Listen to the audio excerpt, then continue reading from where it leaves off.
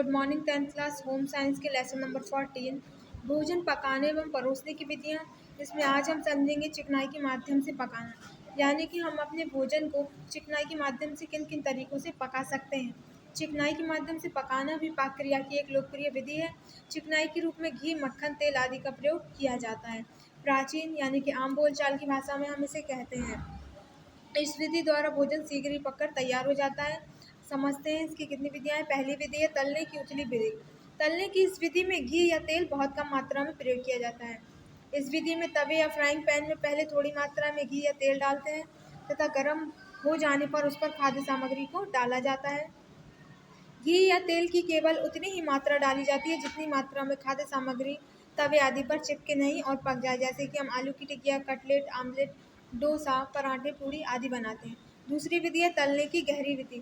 तलने की गहरी विधि में कढ़ाई नामक बर्तन का प्रयोग किया जाता है। जैसे कि हम सपोज दैट भजिया बनाते हैं तो उसमें तेल अधिक होता है, उसमें हम भजिया डाल के पकाते हैं, वो तलने की गहरी विधि कहलाती है। और उसमें हम तेल को एकदम गर्म कर लेते हैं।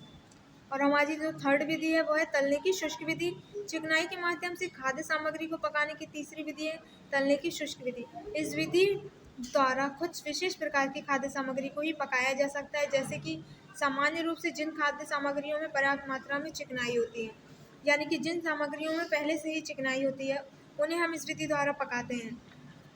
चिकनाई युक्त खाद्य सामग्री को पर्याप्त ताप पर गर्म किया जाता है तो उसके अंदर की चिकनाई अलग होकर बाहर आ जाती है, अतः आंतरिक चिकनाई द्वारा ही खाद्य सामग्री पककर तैयार हो जाती है।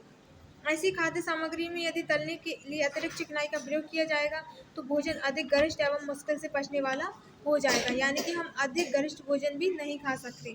ध्यान रखने योग्य बातें क्या हैं। जब भी हम चिकनाई से भोजन पकाते हैं तो उसमें हमें किन किन बातों का ध्यान रखना चाहिए।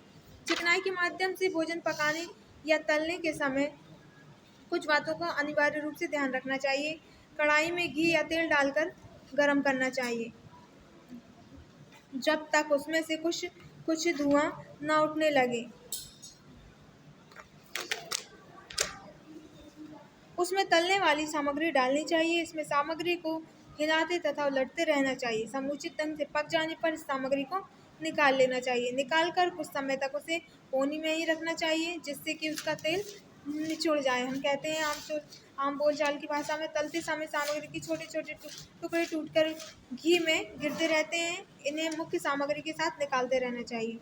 अतः हमें विशेष सावधानी रखनी चाहिए कि गर्म घी या तेल के छींटे पानी में न पड़े, अन्यथा हम जल सकते हैं।